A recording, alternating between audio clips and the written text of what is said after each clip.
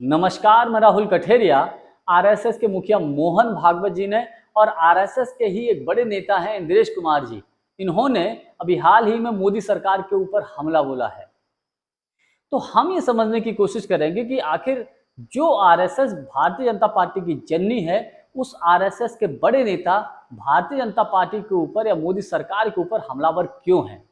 क्या आरएसएस सिर्फ ये दिखावा कर रहा है या इसके पीछे कुछ और सच्चाई है? इन्हीं सारी बातों को समझने की कोशिश करूंगा, लेकिन पहले चैनल को सब्सक्राइब कर लीजिए और घंटी के बटन को जरूर दबा दीजिए। देखिए, मोहन भागवत जी ने अभी हाल ही में बयान ये दिया है कि मणिपुर पिछले 1 साल से शांति की प्रतीक्षा कर रहा है।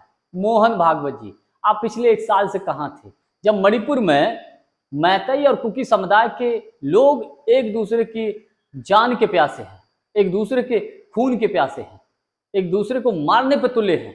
हजारों लोग बेघर हो गए, हजारों लोग मणिपुर में अपना अपना घर छोड़ के दूसरे प्रदेशों में चले गए, सैकड़ों लोगों की हत्याएं हो गई। तब तो मोहन भागवत जी का कोई बयान नहीं आया।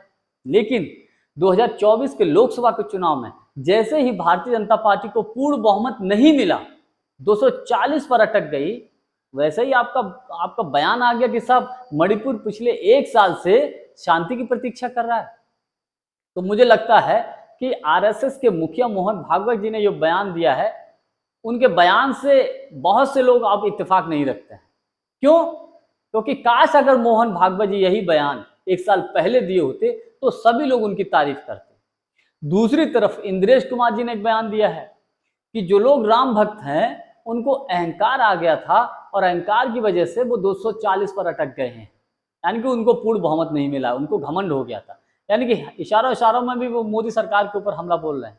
मोहन भागवत जी ने भी मोदी सरकार के ऊपर हमला बोला है। तो आखिर ये आरएसएस के बड़े नेता हमला क्यों कर रहे हैं मोदी सरकार के ऊपर? देखिए, इसकी बड़ी वजह ये है कि मोहन भागवत जी, आरएसएस के लोग ये समझते हैं कि बीजेपी को पूर्ण बहुमत तो मिला नहीं है। चंद्रबाबू नायडू जी, नीतीश कुमार जी भी कभी भी सरकार को गिरा सकते हैं। जिस दिन हट जाएंगे उस दिन सरकार गिर जाएगी। तो इसीलिए अपने बचाव में आरएसएस ये सब कर रहा है। क्यों? क्योंकि आरएसएस ये दिखाना चाहता है देश के लोगों को कि मोदी सरकार ने जो गलत निर्णय लिए हैं, ये सब कुछ मोदी जी ने किए हैं, हमने भैया कुछ नहीं किया है, हम पाक साफ हैं। लेकिन ऐसा बिल्कुल नहीं हो सकता। क्यों? क्योंकि बीजेपी की जननी आरएसएस है और ये सब जानते हैं। दूसरा कारण इसका यह है कि इस वक्त मोदी जी, गृह मंत्री अमित शाह जी, जेपी नड्डा जी आरएसएस के नेताओं की बातों को बिल्कुल नहीं मान रहे हैं। अभी कुछ दिन पहले नड्डा जी तो खुलेआम बयान दे चुके हैं। यानी कि आरएसएस के लोगों में और भारतीय जनता पार्टी के नेताओं में एक दूसरे का 36 का आंकड़ा हो चुका है। सभी में नहीं, कुछ लोगों में, जैसे कि शाह जी हुए, मोदी जी हुए या नड्डा जी हुए, ये लोग आरएसएस के मुखिया मोहन भागवत जी या किसी को तवज्जो नहीं दे रहे हैं। ऐसी खबरें, इसकी मैं पुष्टि नहीं करता, ऐसी खबरें हैं। तो इसीलिए आरएसएस मोदी सरकार के ऊपर हमला है। खबरें ऐसी भी हैं कि आरएसएस मोदी जी का विकल्प तलाशने की कोशिश कर रहा है। मोदी जी का अगला विकल्प कौन हो सकता है?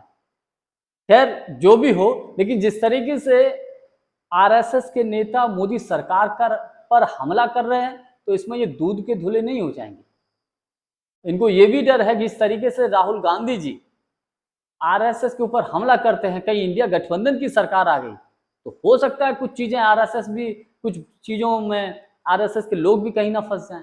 तो अपने आप को पाक साफ दिखाने के लिए इस प्रकार की बातें कर रहा है आरएसएस के लोग, इस प्रकार की बातें कर, मुझे ऐसा लगता है। खैर, अब क्या है क्या नहीं है ये तो वक्त बताएगा, लेकिन आज के लिए बस इतना ही। बहुत बहुत धन्यवाद। नमस्कार।